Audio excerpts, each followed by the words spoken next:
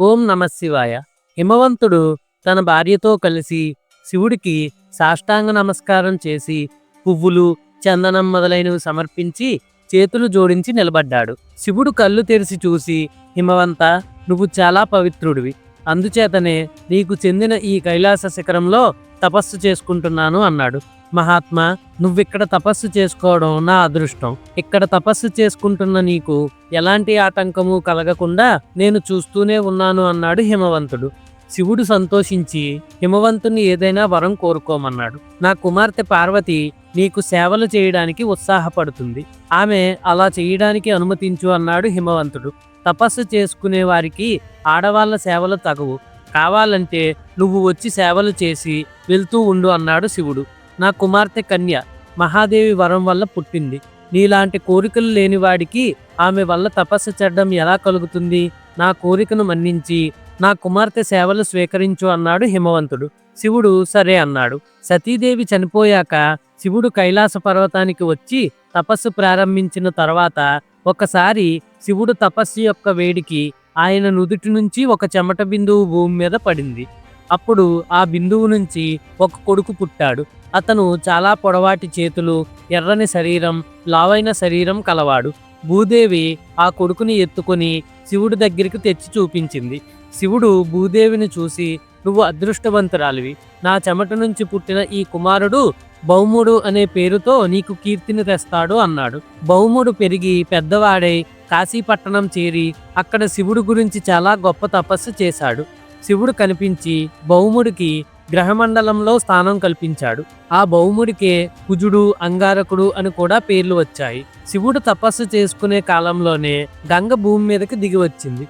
భూలోకంలో నీరు లేదని ఋషులు, పితృదేవతలు వేడుకోగా బ్రహ్మ తన కమండలంలో నుంచి ఒక నీటి బిందువును వదిలాడు. అది పెద్ద ప్రవాహమై భూమి వైపు రాసాగింది. దానివల్ల భూలోకానికి కలిగే ప్రమాదం గురించి శివుడు ఆ ప్రవాహాన్ని తన జటాజూటంలో కట్టివేసి ఒక్క చుక్కను మానస సరోవరంలోకి వదిలి తిరిగి తపస్సు ప్రారంభించాడు.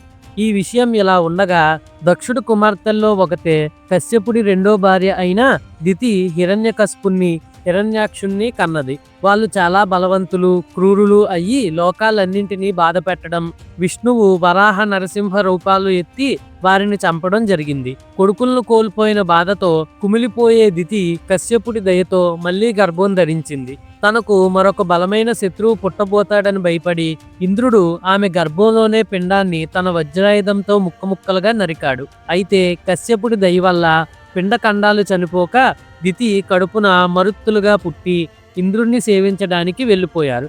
దితి నిరాశ చెంది తనకు కొడుకుని ఇవ్వమని కశ్యపుణ్ణి తిరిగి వేడుకుంది. బ్రహ్మ గురించి కొంతకాలం తపస్సు చేయమని కశ్యపుడు ఆమెకు సలహా ఇచ్చాడు. దితి అలాగే చేసి తర్వాత కశ్యపుడి దయతో వజ్రం లాంటి శరీరం కల ఒక కొడుకును కంది. వాడి వజ్రం లాంటి శరీరం చూసి తల్లిదండ్రులు వాడికి వజ్రాంగుడు అని పేరు పెట్టారు. వజ్రాంగుడు పుట్టినప్పుడు నిప్పురవ్వలు పడటం, భూకంపాలు, తుఫాను గాలులు కలిగాయి. దేవతలు భయపడ్డారు. దితి వజ్రాంగుణ్ణి చాలా ముద్దుగా పెంచి పెద్దవాడిని చేసి, నాయనా, దేవతలు నాకు ఎంతో బాధ కలిగించారు. వాళ్ళు నీ అన్నలైన హిరణ్యకశిపుడు, హిరణ్యాక్షుణ్ణి విష్ణువు చేత చంపించారు. మరత్తులు నా గర్భంలో ఉండగా ఇంద్రుడు నా గర్భాన్ని నరికాడు.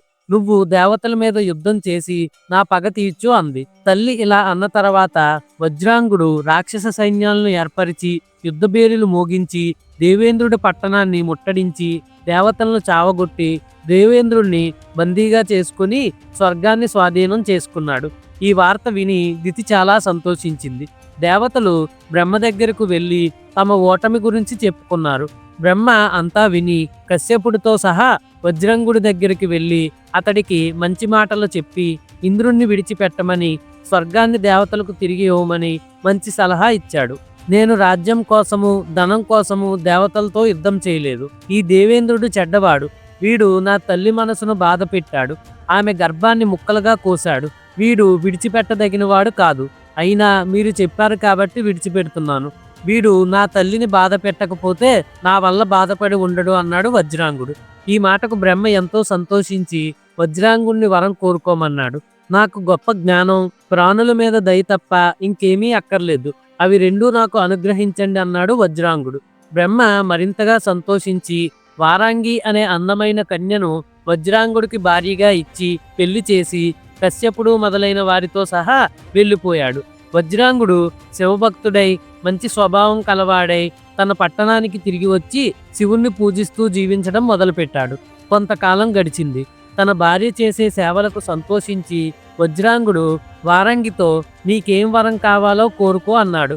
చాలా బలవంతుడు, దేవేంద్రుణ్ణి, దేవతలను గెలవగలవాడు కొడుకు కావాలి అంది వారాంగి. భార్య ఇలా అనగానే వజ్రాంగుడు బాధపడి వారంగి ఆడవాళ్లకు సహజమైన తొందరపాటుతో దేవతలకు శత్రువు అయిన కొడుకును కోరింది.